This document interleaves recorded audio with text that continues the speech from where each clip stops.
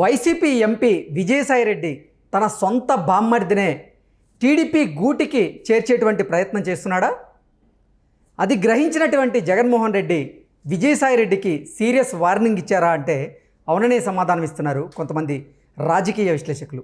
ఇక ఇదే అంశానికి సంబంధించి మనతో మాట్లాడేందుకు ప్రముఖ రాజకీయ విశ్లేషకులు కృష్ణకుమారి గారు మనతో ఉన్నారు. మేడంతో మాట్లాడదాం. మేడం నమస్తే. నమస్తే మేడం, వైసీపీ ఎంపీ విజయసాయిరెడ్డి తన సొంత బామ్మర్ది అయినటువంటి ద్వారకానాథ్ రెడ్డిని టీడీపీ గూటికి చేర్చే ప్రయత్నం చేస్తున్నారని అది గ్రహించినటువంటి జగన్మోహన్ రెడ్డి విజయసాయిరెడ్డికి సీరియస్ వార్నింగ్ ఇచ్చారంటూ కూడా సోషల్ మీడియాలో ఒక వార్త చక్కర్లు కొడుతూ ఉంది.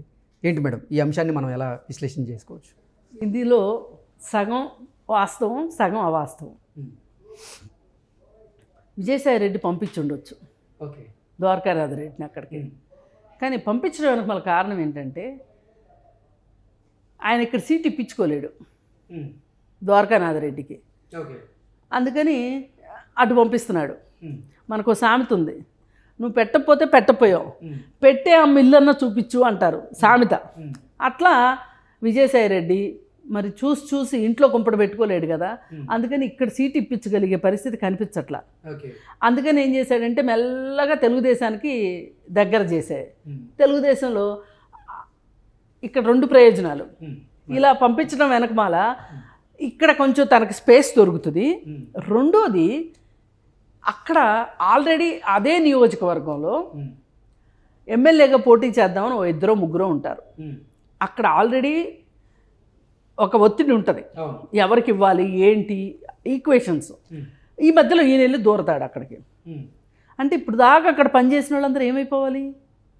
పార్టీని నమ్ముకుని పార్టీ జెండా భుజాన జెండా వేసుకుని మోసి ఈ వైసీపీ పార్టీ పెట్టిన కేసులన్నీ ఎదుర్కొని నానా అష్టకష్టాలు పడి ఆర్థికంగా చితికిపోయి ఒకప్పుడు ఒక 10 సంవత్సరాలు అధికారంలో లేదు తెలుగుదేశం. ఆ తర్వాత ఒక 5 సంవత్సరాలు ఉంది, మళ్ళీ ఇప్పుడు 5 సంవత్సరాల నుంచి అధికారంలో లేదు. వీళ్ళంతా ఎంత నిబద్ధతతో ఉంటే ఆ పార్టీలో ఉంటారు, ఎంత జెండా మీద ప్రేమ ఉంటే ఉంటారు వాళ్ళు. ఇప్పుడు ఈ జెండా మోసిన వాళ్ళందరూ ఏమవ్వాలి చెప్పండి? ఇట్లా ఈ పార్టీలో నుంచి ఆ పార్టీలో నుంచి వలస పక్షులు వచ్చేసేస్తే ఇప్పుడు కొంతమంది బీజేపీలోంచి వద్దాం అనుకుంటారు, కొంతమంది వైసీపీ పార్టీలోంచి వద్దాం అనుకుంటారు. వస్తే అక్కడ అసలు తెలుగుదేశం వాళ్ళ పరిస్థితి ఏంటి? ఇప్పుడు నేను అనేది తెలుగుదేశం నుంచి ఇటు వచ్చినా తప్పే నా దృష్టిలో.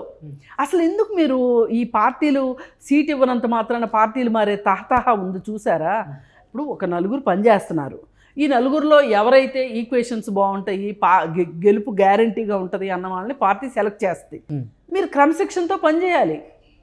అంతేగా నువ్వు సీట్ ఇవ్వలేదు కాబట్టి నేను అలిగి వెళ్ళిపోతాను అనడం కరెక్ట్ కాదు. కానీ ఇప్పుడు ఇట్లాంటి వాళ్ళ వల్ల ఇంకా ప్రాబ్లమే కదా ఇది. అందుకని చెప్పి ఇక్కడ వైసీపీ పార్టీని ఎప్పుడూ తక్కువ అంచనా వేయొద్దు. వైసీపీ పార్టీ ఏ పని చేసినా కానీ 2 అంచెల వ్యూహం అంటారు, 3 అంచెల వ్యూహం వేసే వాళ్ళు కూడా ఉంటారు కొంతమంది. అది 2 అంచెల వ్యూహం అన్నమాట. ఏంటి అంటే ఇక్కడ ఒత్తిడిని తగ్గించుకోవటం, ఇక్కడ రసాభాసని కొంచెం ట్రాఫిక్ క్లియర్ చేసుకోవడం, పక్క పార్టీలో ట్రాఫిక్ పెంచడం. ఇప్పుడు 2 ముగ్గురిని వదిలేసేసి ఇతను ఏదో బలమైన క్యాండిడేట్ అని చెప్పి ఇతనికి ఇచ్చారు అనుకుందాం. పోనీ ఇస్తే ఆ ముగ్గురు కలిసి ఈ వచ్చిన అతను ఓడించారనుకోండి, ఇప్పుడు తెలుగుదేశం పార్టీ నష్టపోతుంది.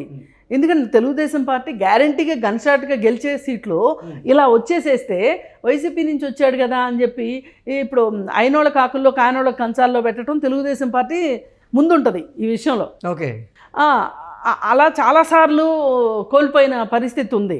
అందుకని ఏంటంటే ఇక్కడ తెలుగుదేశం పార్టీ నికరంగా నిలబడాల్సిన అవసరం ఉంది. ఏంటి, ఎవరైతే వస్తారో వేరే పార్టీల్లో నుంచి వాళ్ళకి టిక్కెట్లు లేవు, నో టికెట్స్. అంటే ఇప్పటికే బాబు గారు ప్రకటించారు కదా, అంటే వైసీపీ నుంచి ఎవరైతే వస్తారో అక్కడ సరే వాళ్ళకి టికెట్ ఇచ్చేది లేదు.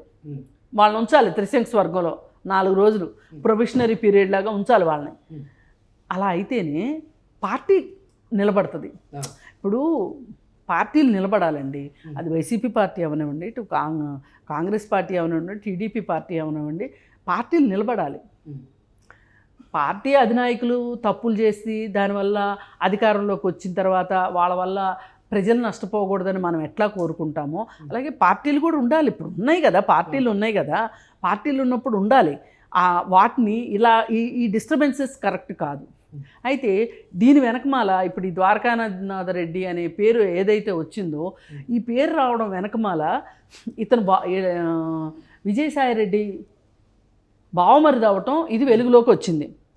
పైగా మీరు ఎక్కడన్నా చూడండి వైసీపీ పార్టీ మొత్తంలో దారిన పోయేది ఎవర్రా అంటే దెబ్బలు తినేది నేనే అన్నట్టుంటాడు విజయసాయి రెడ్డి.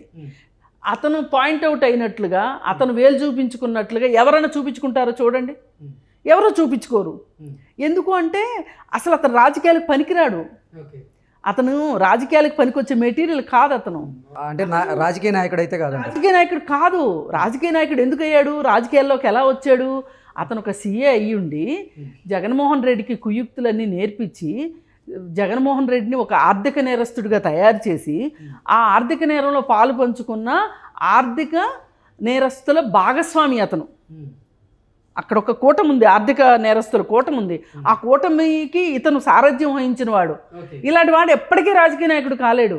ఇంకా గట్టిగా మాట్లాడుకుంటే జగన్మోహన్ రెడ్డి కూడా రాజకీయాలకు పనికొచ్చే మెటీరియల్ కాదు జగన్మోహన్ రెడ్డి. అయ్యుంటే గనక 152 మంది ఎమ్మెల్యేలు చేతికి వస్తే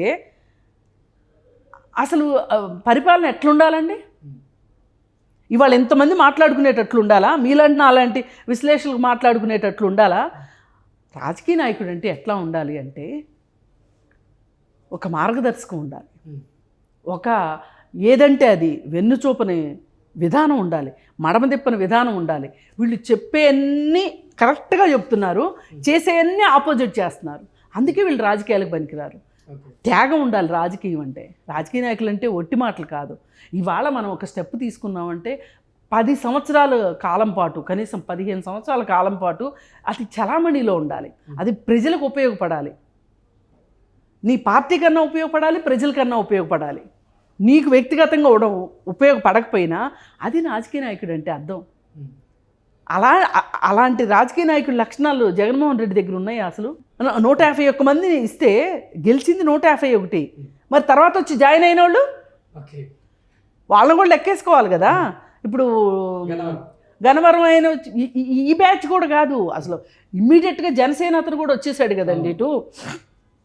ఈ రకంగా చూసుకుంటే ఇంతమంది బలం ఉండగా, ఇంత బలమైన అసెంబ్లీ అది, అలాంటి అసెంబ్లీలో నువ్వు ఏం నిర్ణయాలు తీసుకున్నావు? ప్రజలకు పనికొచ్చే నిర్ణయాలు ఎన్ని?